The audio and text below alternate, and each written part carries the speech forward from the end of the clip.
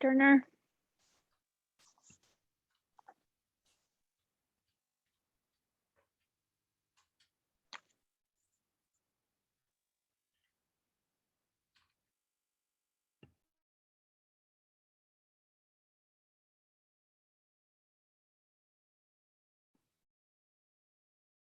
Hi. Hi. I had a question. I don't know when I'm ever going to get this straightened out. Can I just share your screen? I have it share screen, so that's how I can connect to my offer to purchase and move through it the way I want to. So I just made you a co-host, Okay, good. so you should be able to share it. All right, perfect. Yeah. If I can find it now. We got Kevin on today. Hi, Kevin. Hello. Just trying to expand my knowledge. Good. Hi, Okay, guys. now I'm trying to find it. Doesn't show up on my desktop, and that's where it is.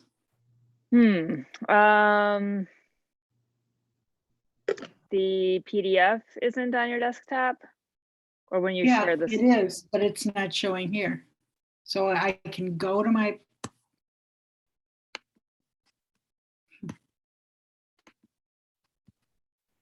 There it is. Can you see it? I can't. Did you? And are you able to share the screen? It doesn't even look like you're attempting to share the screen from my end. No, I can't.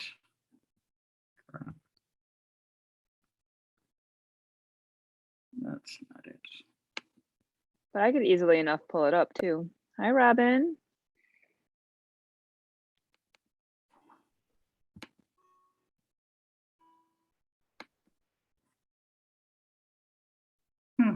It's just not an option on my screen. Let me just make you the host. Last time, and then it popped up. Let me just make you the host altogether. Okay. But so how now hit share screen. Mm-hmm. And then it should just default to the desktop.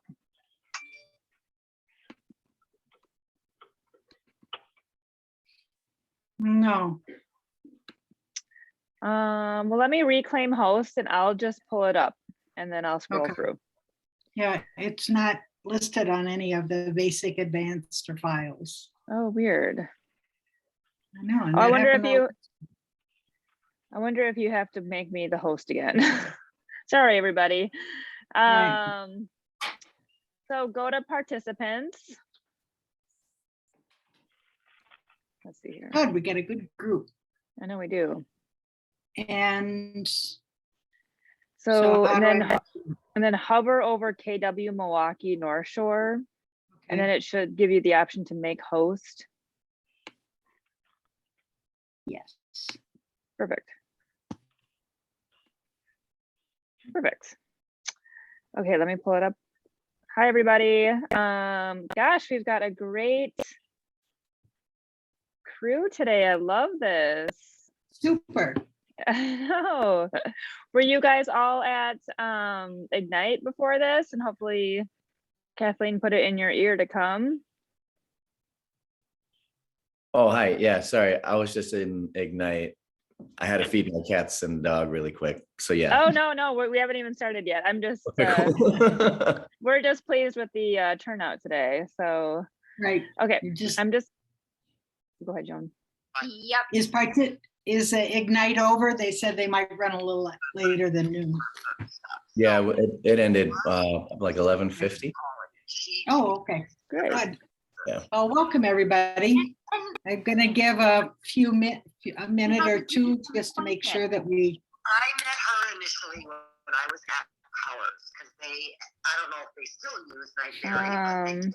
Okay. That's how I met her initially. And then the minute I will mute. You mute all. Yeah. All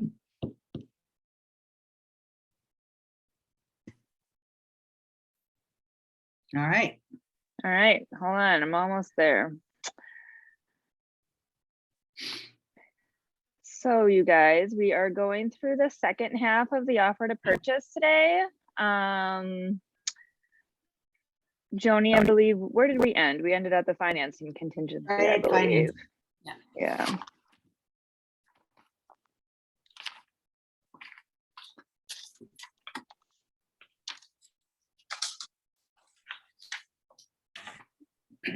And I'm And then- hoping we can get through the rest of the offer to purchase today, starting with the financing contingency on line 248 through to the end.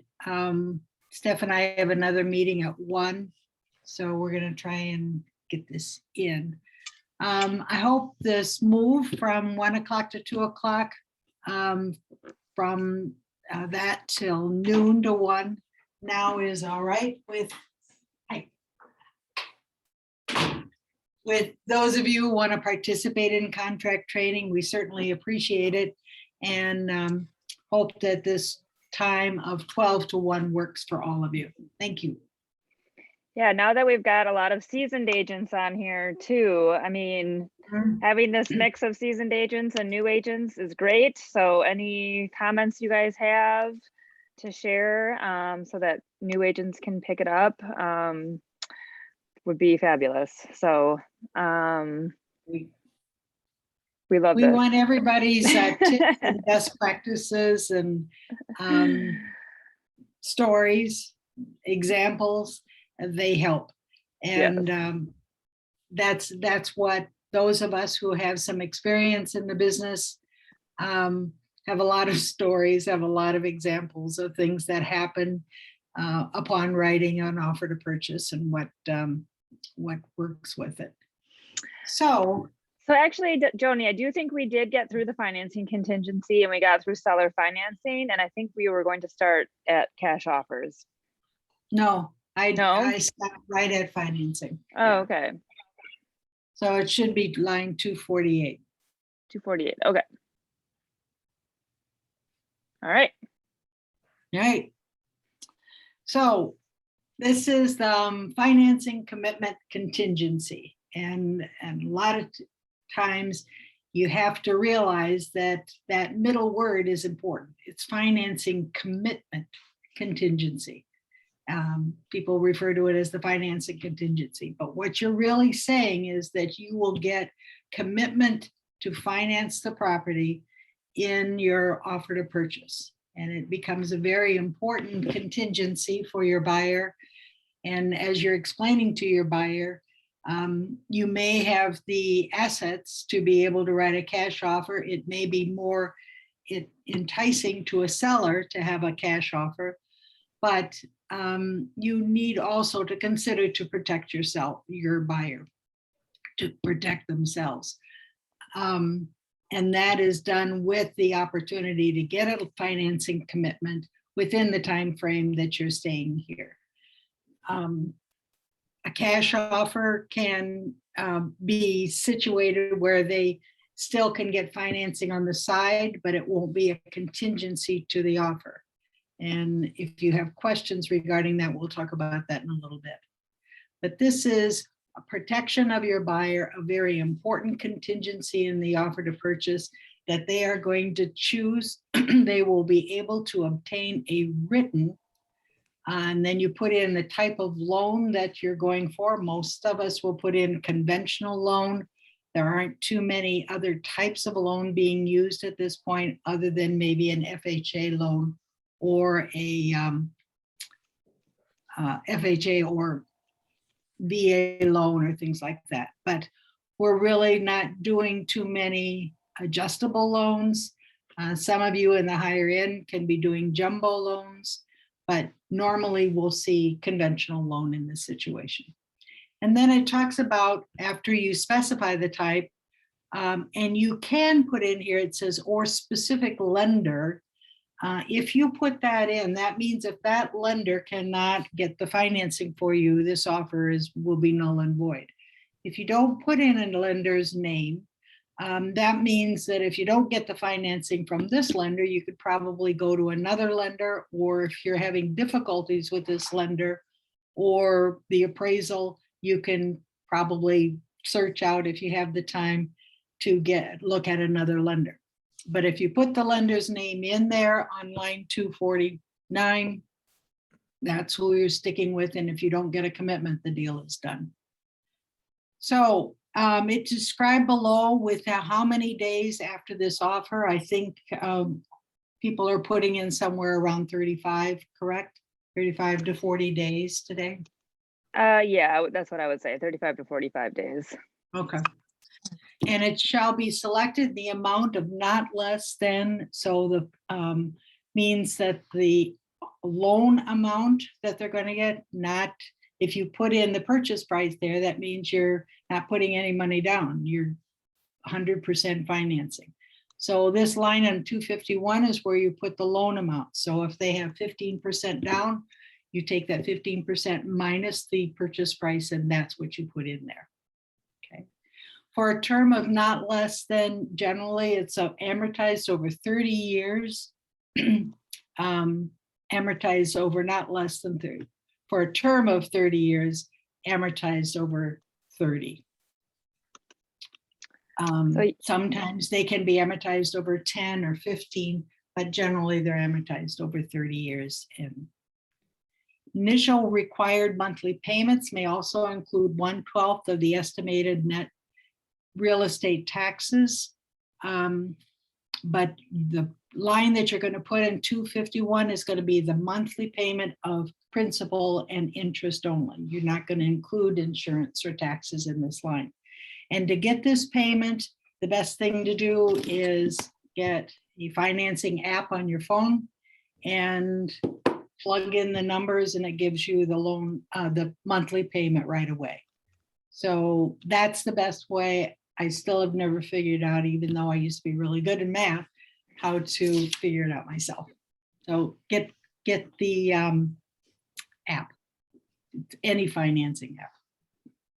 So you put in that monthly payment on line 252, and then it says if there's going to be any points, discount points on line 255. At this point, we have money very available, so there's rarely any situation where you're going to buy down discount points.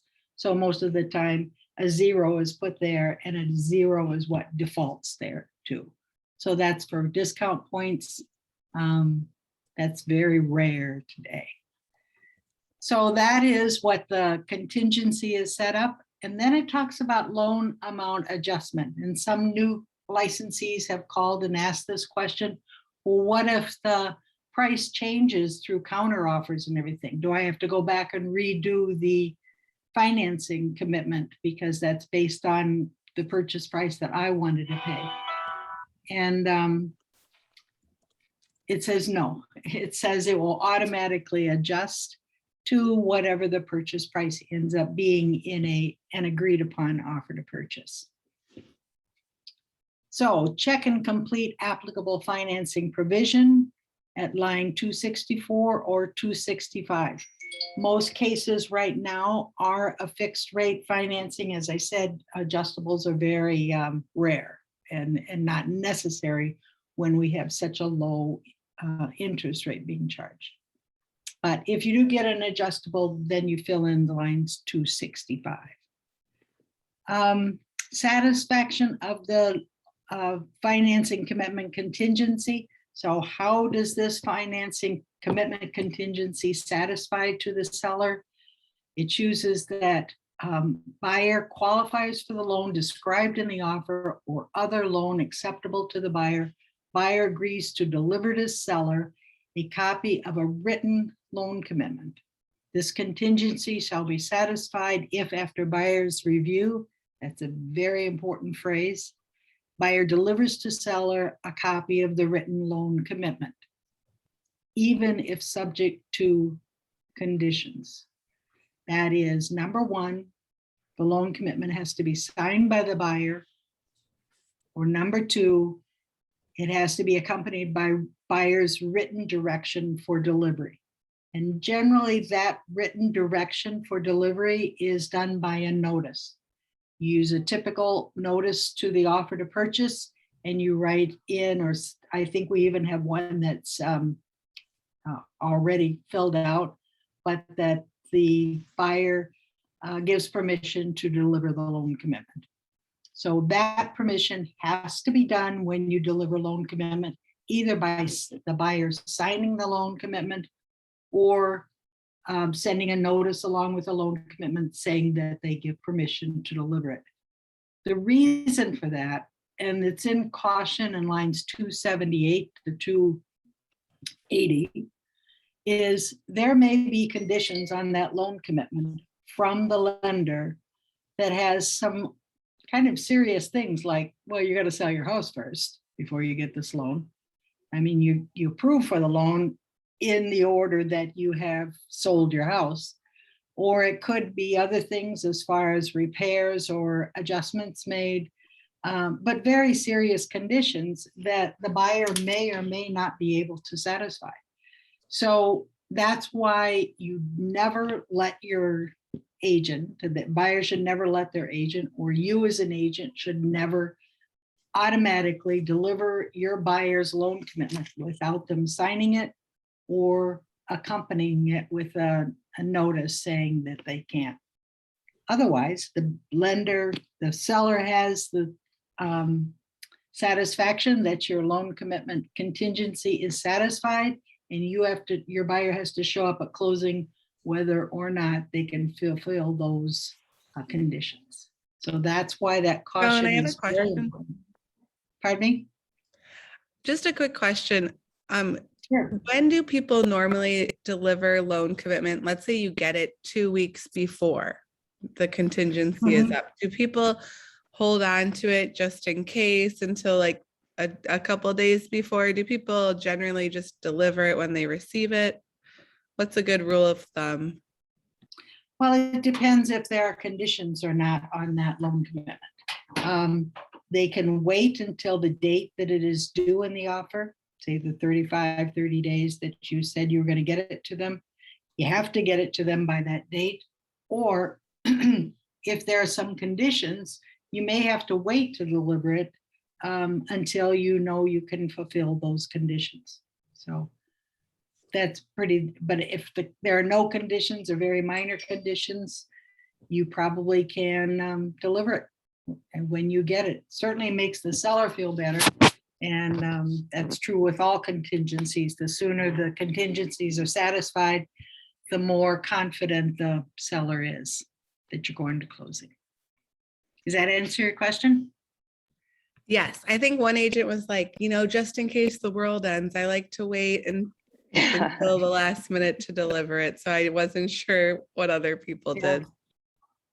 I don't know. I think it's a courtesy to the seller. If you're able to send it, send it. Mhm. Go Joni, ahead. before we move on, we had another question in the chat asking what if the loan type changes after acceptance? So, and we've talked about this before. So let's say we are going from a 30-year conventional and buyer would prefer an FHA, or. Well, my opinion on this, and it's not set in stone. I know some agents differ in this, but my opinion is require different conditions. And so if you put in your offer that you're getting a conventional loan, the seller goes, okay.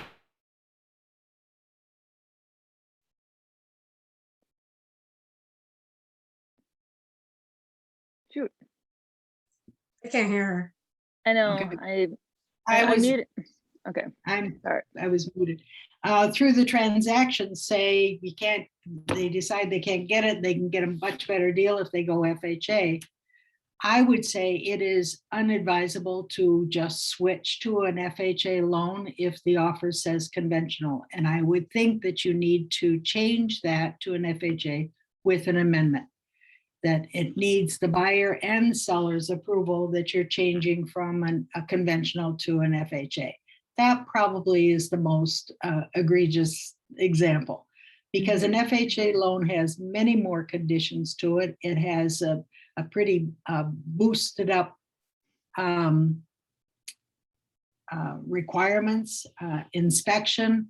The appraiser is not just appraising the value, but he's also appraising to peeling paint and all the other conditions that are required in an FHA.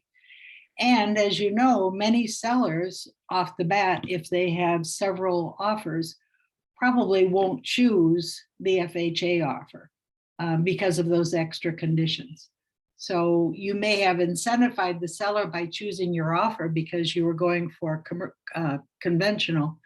But if you change midstream to a FHA, I think you need the seller's signature on an amendment to do so. Do you agree? I agree with that. And they're going to find out, you know, one way or another when you get that appraisal back and you have to ask for repairs to be done. So. Right. And those repairs, you realize, have to be done prior to closing.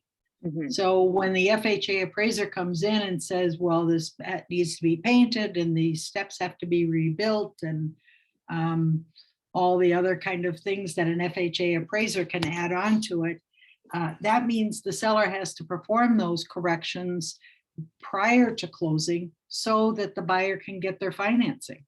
And if he can't do it, the buyer isn't going to get their FHA financing. So it becomes a problem. It isn't something that you can credit against or the buyer can take on the responsibility after closing. Those repairs, in order for the buyer to get their FHA loan, have to be done prior to closing. There is a line though, Josie, in the financing contingency that says if buyer qualifies for the loan described in this offer or another loan acceptable to the buyer agrees to deliver to seller a copy of the written loan commitment. So I think in cases like not those severe cases that Joni described where it's, you know, conventional to FHA, that's one scenario. But then if there is a scenario that is an FHA to a conventional loan, you know, where there is no implications to the seller on it, that might be a case where you don't necessarily have to get permission from a seller. So it's just where there might be some seller responsibility in it is where we think that you should get permission to change. So does that answer? Another question that we get too is, let's say the buyer decides to put more down, or they're 20%, they're planned to put on 20% down and then they end up only putting 10% down. You know, as long as they're qualifying for the loan, that's not something that we necessarily need to get permission for. It just means they cannot serve a rejection letter, you know, if they get less than that 20% down, if that makes sense. So does that answer your question? Yes, it does. All right, awesome. Good. Okay. Yeah, there's the commitment letter that you want, that you send to the listing agent is very important, that you are going to get that loan. And as I said, if you have a loan commitment, but it still has some contingencies and you don't make the date that you have in your offer, this is what they're talking about next, the seller's termination rights. If buyer does not deliver a loan commitment on or before the date line on line 250, seller may terminate the offer if seller delivers a written notice of termination to the buyer prior to the actual receipt of the loan commitment. So say your buyer is like a day late and you're pleading with a lender, I need that loan commitment, the date was yesterday and such. The seller has this unilateral right to either terminate the offer the day your loan commitment is past due, and that's all he has to do is send a notice saying this offer is null and void, the loan commitment was not delivered by the date stated. Or the seller can say, I'll wait, I'm not going to do anything, I'll hold off and I wait. it's a very powerful power that the seller has at this point.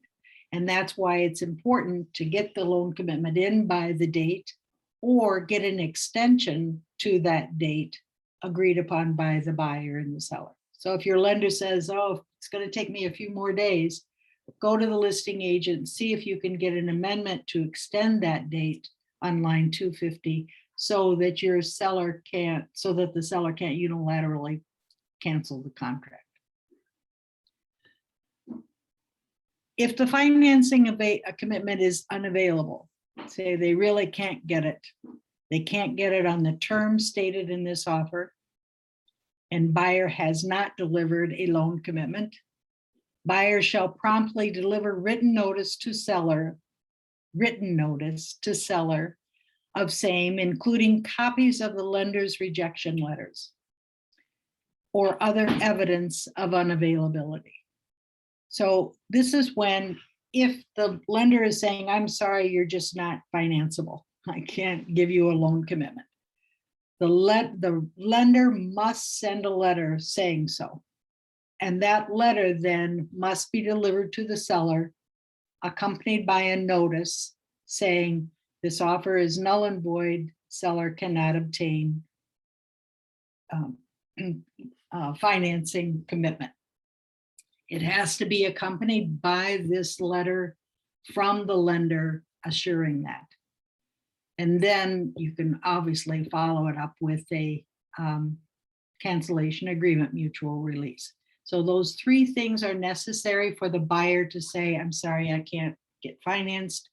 And that is the letter from the lender, the notice saying the financing commitment cannot be satisfied, and the CAMR considering it. So the seller financing, a lot of you are marking NA in that, which means you're not giving the seller the right to say, don't worry, I'll finance you. That used to be done quite a bit in the past. I don't think it's done that much anymore, but it is something. In fact, it was not a choice in the other offers, in the older offers. It was an option that the seller could finance it if they want, and the buyer didn't have a choice whether to negate that or not. So now the seller has a choice to say, not applicable. I don't want the option of the seller being able to finance it if I can't get financing through a lender. So this offer is, if this offer is not contingent on financing commitment, within 7 days, if left blank, a lot of people put 10 days. After acceptance, buyer shall deliver to seller either reasonable written verification from a financial institution or a third party in control of the buyer's funds that the buyer has at the time of verification sufficient funds to close. And then it says or. So then it gives another way you can get, but this is proof of financing, proof of funds. You're saying, I don't need financing. This offer is not contingent on financing, which we saw quite a few of those in our competitive market last year. So if you write that it's not financeable, or that it's not contingent on financing, then you must show proof of funds. Now, what proof of funds are considered viable?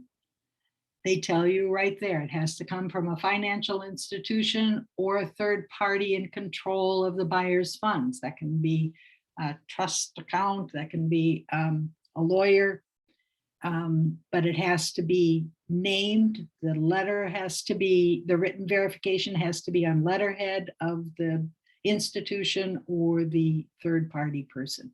And it shows that they have the funds to close without financing. Examples of what goes on line 2. Steph, do you have any ideas?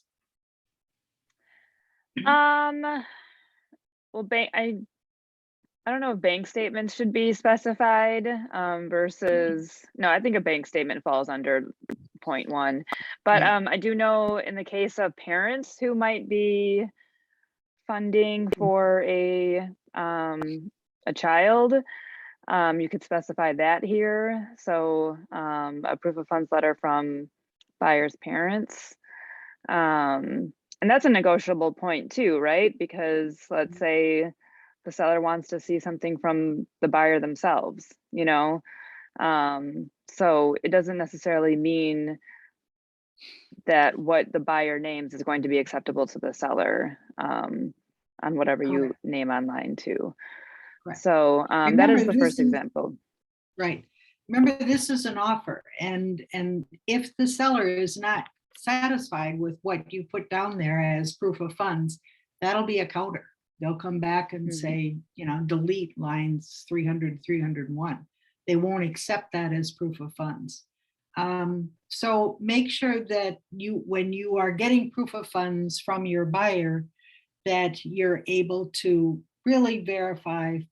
Basically, it's bank statement that really shows it. And if they don't do it by the date that's in here, by the 7 days or the 10 days, the seller then has the right to terminate the offer. Right then and there, it's over. Mhm. I will say that I think it's common in our marketplace to send that proof of funds letter right along with the offer to purchase. Like it acts as the pre-approval letter in this case, right? It shows that the seller, it shows that the buyer has gotten their financing sorted out, and the seller is not just blindly accepting an offer without some verification that they have the funds to do it. So Right. And that's a good point you brought up. I've seen some situations and received some phone calls where an agent thinks that a pre-approval letter from a bank is equivalent to proof of funds, and it is not.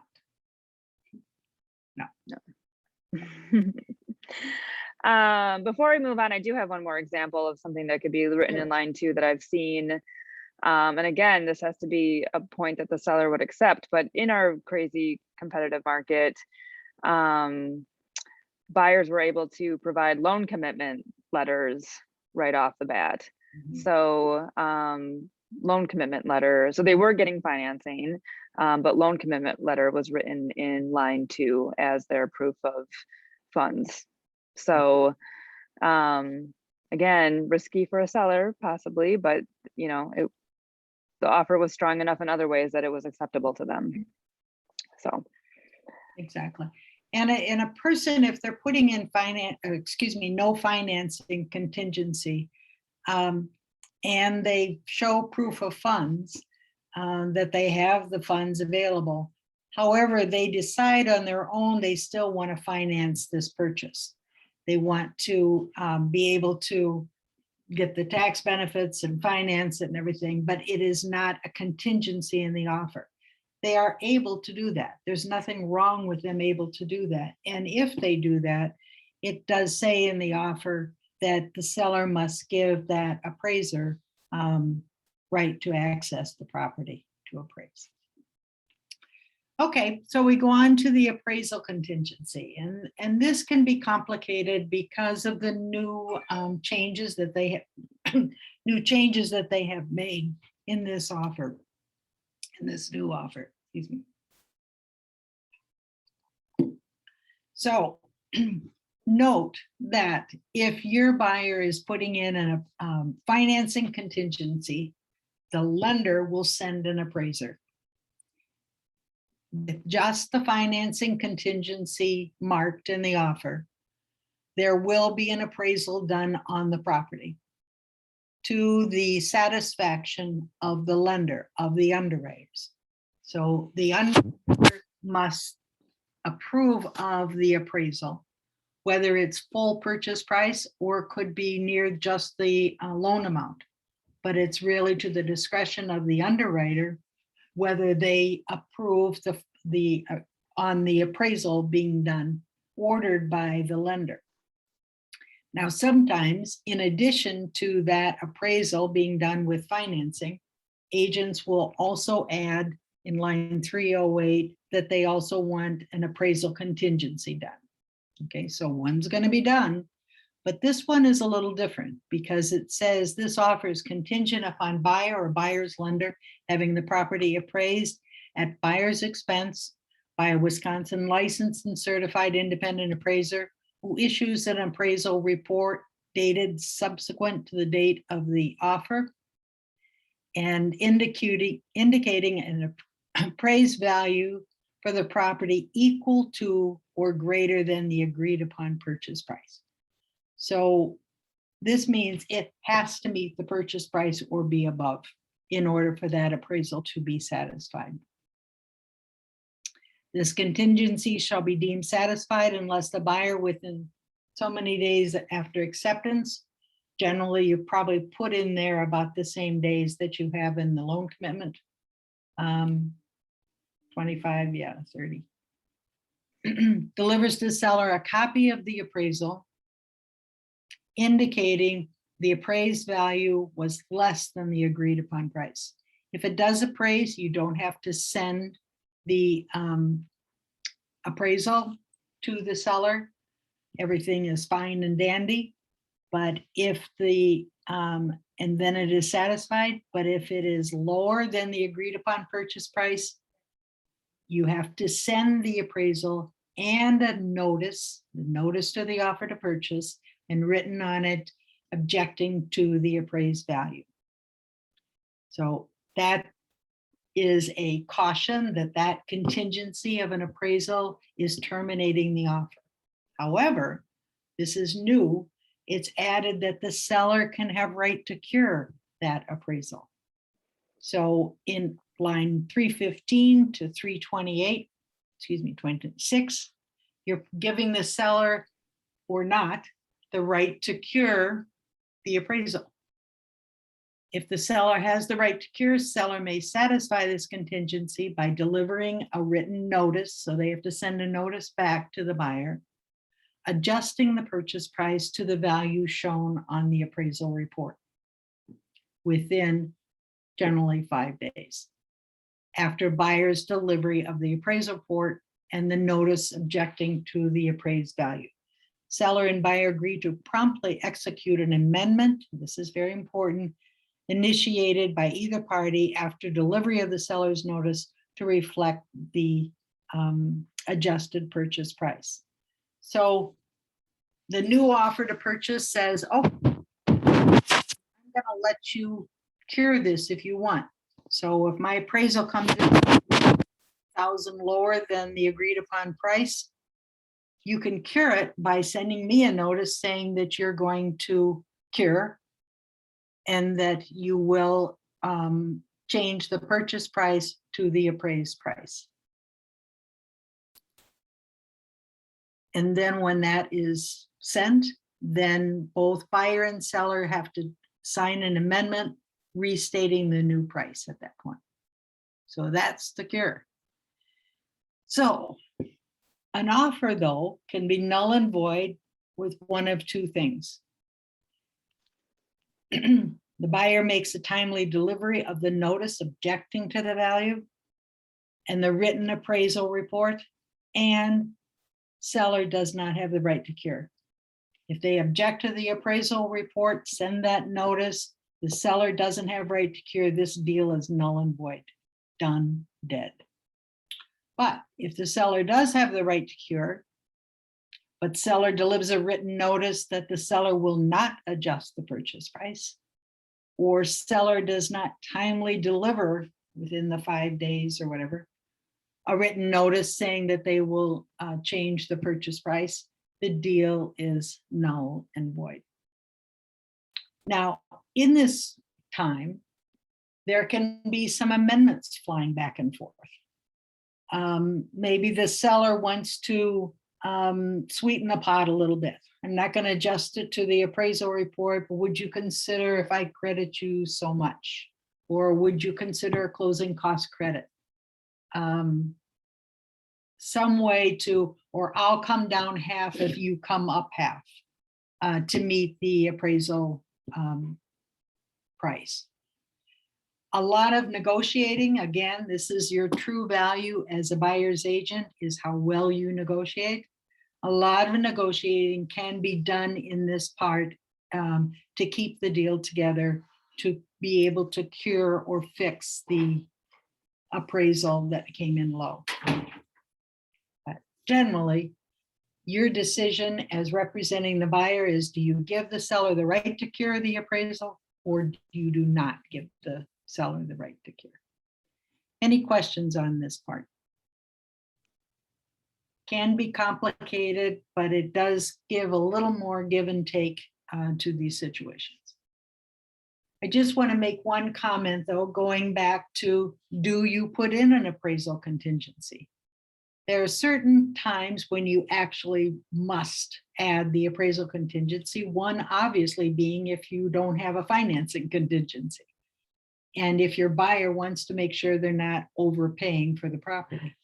So if you're writing a cash offer, you most likely will want an appraisal contingency added in there. And you don't have to have it appraised equal to or above the agreed upon purchase price. You can adjust that to being 5% of the purchase price or something like that. You can make some modifications on that. Another situation where you definitely probably should add an appraisal contingency is if you're putting if your buyer is putting a lot of money down, say they're putting down 20% or more. Then I think you'd probably want, or your buyer would probably want, an appraisal contingency to know what an appraiser thinks the value is, because you're putting so much money down on the loan. You may be getting the loan on a property that really is not the value that the buyer thinks it is. However, in this competitive market that we had this last couple of years, crazy market, the buyer doesn't care, it seems like. Buyer's willing to pay more than the property's worth just because there aren't that many properties available. Any questions on that appraisal contingency before we leave that part? No, good. Really quick, last week I had commented that I was going to share videos on the concept of right to cure. We did do a training on that as it relates to the inspection contingency and the appraisal contingency. I think I'm just going to throw those in the Facebook groups. So watch out for those. But yeah, we definitely wanted to isolate that concept of the right to cure because it does get super confusing. So as I mentioned last week, Joni and I did a training just solely on that. So I'll throw that in the Facebook groups for everybody. Good. And remember that we're always open to your particular questions. So give us a call if you're stuck on something. The next part is the closing of the buyer's property contingency. That probably is not as much a problem in this kind of market because the buyer's property is probably selling right away because of our limited inventory. So, but for the buyer who cannot afford to pay 2 mortgages on a property and must sell his house or his property in order to get financing, because the lender won't give him financing unless he sells his house and gets the proceeds, they have this contingency to protect the buyer. So it's closing of the buyer's property contingency. This offer is contingent upon the closing of the sale of the buyer's property located at the buyer's property address. No later than what? A lot of people will put a date pretty close to the closing date in this offer to purchase. Just means when we close, my house is going to be sold and I'll have the proceeds to buy this house.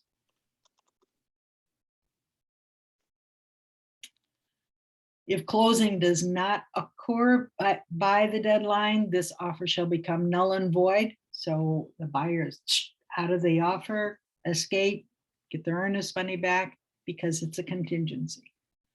Unless the buyer delivers to seller or before the deadline, reasonable written verification from a financial institution or third party in control of the buyer's funds at the time of verification, sufficient funds to close. So what they're saying is if he doesn't close, this can become a cash offer at this point, and he has to show proof of funds, just as if this were a no financing offer. Excuse me. So you can put in a bump clause. As the buyer, you're saying, okay, I'll allow you, Mr. Seller, to continue to market this property. And in fact, if it offer has a house sale contingency, it is not required to show in MLS that it has an accepted offer. That's the one exception where it will continue to show active in MLS if there's an accepted offer on the house with a bump, with the house sale. So if the seller accepts a bona fide secondary offer, because he's going to try, he's going to keep it on the market, people are still going to continue to request showings. At the time, they will say this has an accepted offer with a bump. That is all the listing agent can say. They can't say a 24-hour bump. They can't say a house sale contingency. They can't say anything other than there is an accepted offer with a bump clause. And that bump clause just means that when the seller accepts a secondary offer, so the agent that has been told that there's an accepted offer with a bump now knows that if his buyer wants to write an offer, it has to be noted as a secondary offer. And then the seller can choose to accept it or not. But if he does, he has to then give written notice to the buyer that another offer has been accepted in secondary position. If the buyer does not deliver to seller the documentation listed below within, and that can put how many hours does your bump want to be? Probably the most common is 72. So using that time, this primary buyer can go to the lender. Can I get a bridge loan? And go to their parents. Can I get some help? I want to buy this house, but I'm being bumped, so I have to be able to waive my financing, and I need some financial help to do it. So if the buyer wants to stay in the offer, the primary offer wants to stay, he must deliver the following: written waiver of the closing of the buyer's property contingency. Actually removes the buyer's house sale. Or a written waiver of name other contingencies, if any. It's preferable to remove financing contingency and inspection contingency, maybe even appraisal contingency, because they could waive their bump but still have these other contingencies in the offer, and the seller then still really has to wait for the buyer to be able to buy it. It holds the seller up, and a seller is not going to look favorably on a property condition sale unless the buyer is willing to waive the other contingencies at this point.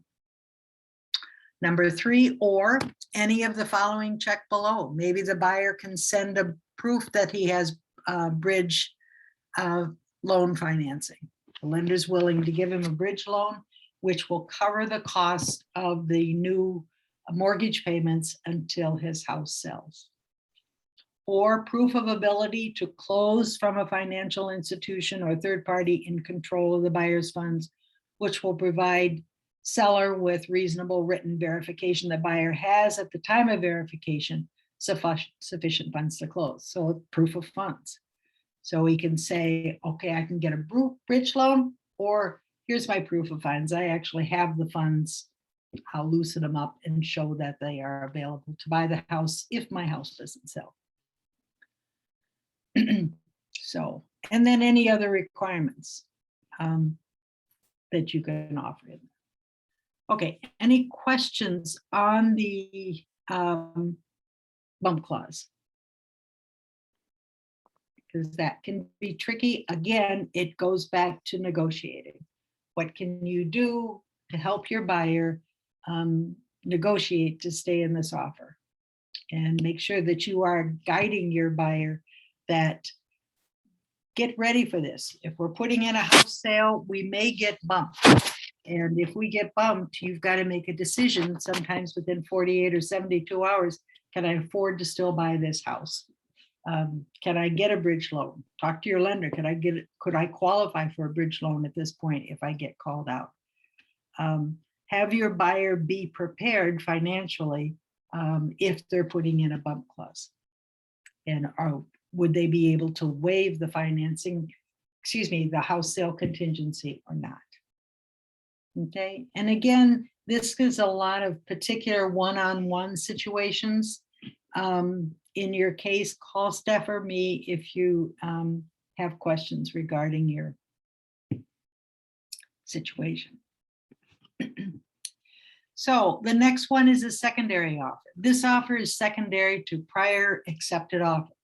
So say this house is still on the market, it says active with offer, or it still says active. But the listing agent, when you sign up to to show it, they'll say, actually, we have an accepted offer with a bump clause. So that means that you then have to write a secondary offer. So that means you put a check in this box on 348.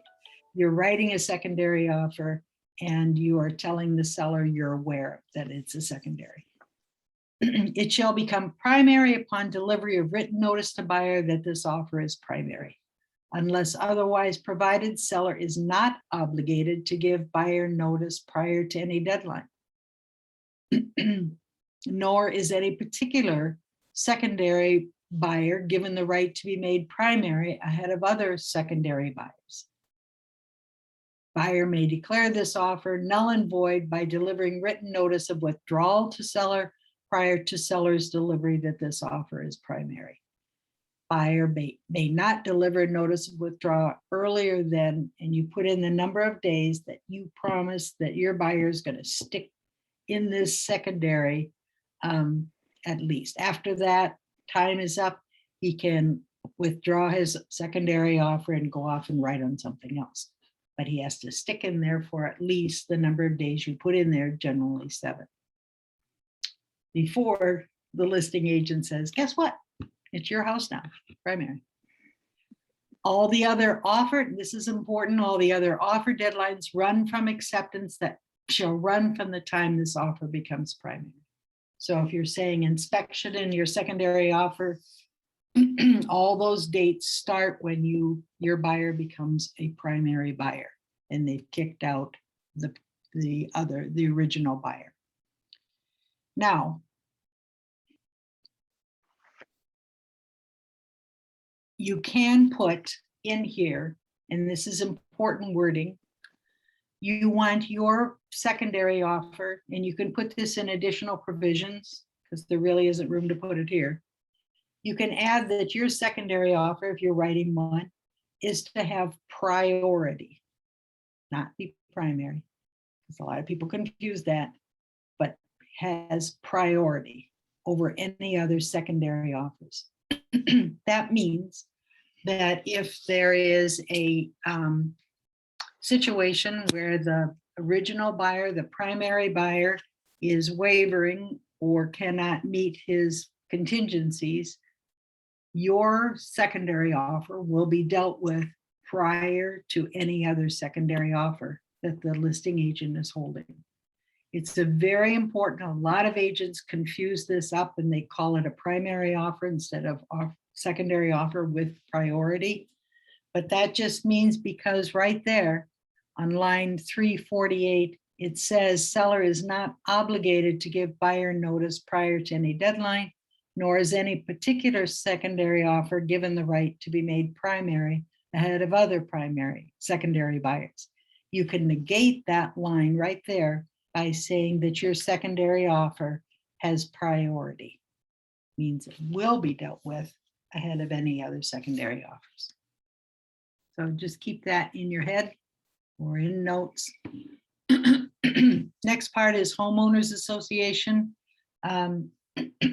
Obviously, there's usually always a homeowners association under condo offers to purchase, but some subdivisions have homeowners associations, and you should be aware if that is what the fees are and requirements are.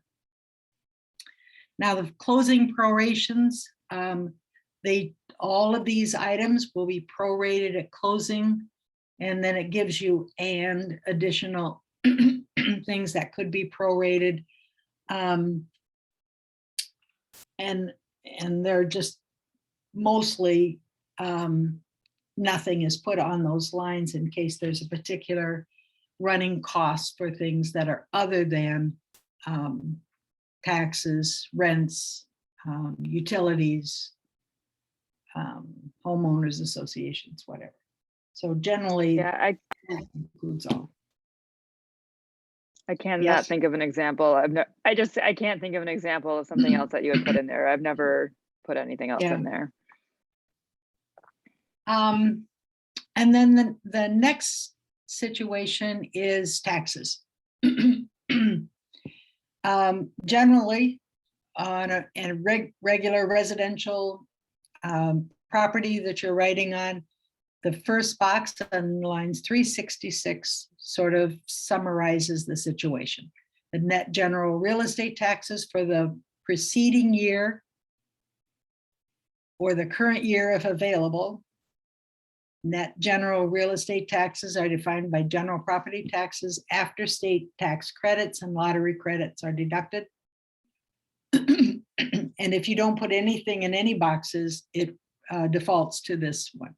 It means that they're going to prorate the taxes at closing based on last year's taxes, last year's tax rate, last year's assessed value.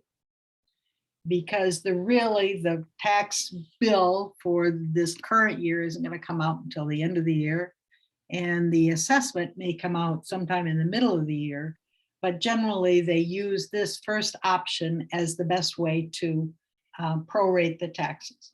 Now, the taxes may go up in that year, or they may even come down, but you're going to base the proration on last year's taxes. But you have other choices. Current assessment times the mill rate. That means if you're writing the offer near the end of the year, the assessment has already been in, you can prorate based on what the current assessment was. Sales price multiplied municipality area-wide percent of fair market value. You can use the fair market value used by the assessor in the prior year or current year if known, multiplied by the current mill rate. So you're sort of setting up what you think is going to be a more accurate current tax for this current year. This is rarely used. Buyers informed that actual real estate taxes for the year of closing and subsequent years may be substantially different than the amount used for proration, especially in transactions involving new construction, extensive rehabilitation, remodeling, or area-wide reassessment. Buyers encouraged to contact the local assessor regarding possible tax changes. So if any of those situations are in place, say it's new construction, make sure that you find out, and then you might want to go to that third option. Or you can choose that the buyer and the seller are going to wait till the actual tax bill comes out, usually in December, and then they will agree to reprorate the real estate taxes through the day prior to closing based on the taxes of the actual tax bill for the year of closing, with buyer and seller each owing his or her pro rata share. Pro rata. Buyer shall, within 5 days of receipt, forward a copy of the bill to the forwarding address seller agrees to provide at closing. The party shall reprorate within 30 days of receipt of the actual tax bill. Buyer and seller agree this is a post-closing obligation and the responsibilities of the parties to complete, not the responsibilities of the real estate firm in this transaction. So we can't help them do that. You've got to leave it up to the buyer and the seller alone post-closing to figure out the actual tax bill has been received and how they're going to prorate it. Sometimes that is done. The biggest discrepancy in taxes and current taxes and last year's taxes happen in new construction. So generally, I would work with the builder. Sometimes they have their own tax proration formula because that taxes of the preceding year could have been based on an unfinished house. So they'll be very, very low and prorated on a very low amount. And then the actual tax bill comes in and it's prorated at the value of the new construction, which is high and much different. So if you have questions on tax proration, let us know. We can help you figure that out per your transaction. So we've come to the end of this hour. And if anybody has any further questions, we can go in and discuss the rest of the offer, but the rest of the offer is pretty much definitions, non-fillable sections, and I leave it to your intelligence and discretion to figure it out. So call me if you have questions on it, but thank you for coming and attending, and we'll keep this going because Steph is going to, after next Monday, we have no contract training, but the following 2 Mondays, Steph is going to go through the listing contract in the same way. Right? Okay, thank you guys. Thank you all. Thank All right, you. we'll see you soon. Thanks, guys. Bye-bye. Bye. Bye.